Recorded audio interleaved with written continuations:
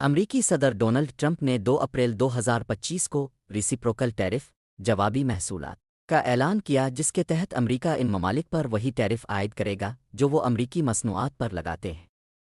اس policy کے تحت بھارت سے درآمد ہونے والی اشیاء پر 26% ٹیرف عائد کیا گیا ہے۔ صدر ٹرمپ نے اس اقدام کو لبریشن ڈے، یوم آزادی، قرار دیتے ہوئے کہا کہ یہ امریکی تاریخ کے اہم ترین دنوں میں سے ایک ہے۔ انہوں نے وضاحت کی کہ دیگر ممالک امریکی مصنوعات پر جو ٹیرف عائد کرتے ہیں، امریکہ اس کا تقریباً نصف وصول کرے گا تاکہ تجارتی عدم توازن کو کم کیا جا سکے۔ اس پالیسی کا مقصد امریکی برآمد کنندگان کو مساوی مواقع فراہم کرنا اور ان ممالک کے ساتھ تجارتی تعلقات میں توازن پیدا کرنا ہے جو امریکی مصنوعات پر زیادہ ٹیرف عائد کرتے ہیں۔ تاہم اس اقدام کے نتیجے میں بین الاقوامی تجارتی تعلقات پر اثرات مرتب ہو سکتے ہیں اور ممکنہ طور پر جوابی کارروائیاں بھی سامنے آ سکتی ہیں۔ بھارت کے لیے اس نئے ٹیرف سے مختلف شعبے متاثر ہو سکتے ہیں، جن میں فارماسیوٹیکلز، جواہرات، ٹیکسٹائل اور آٹو موبائل شامل ہیں۔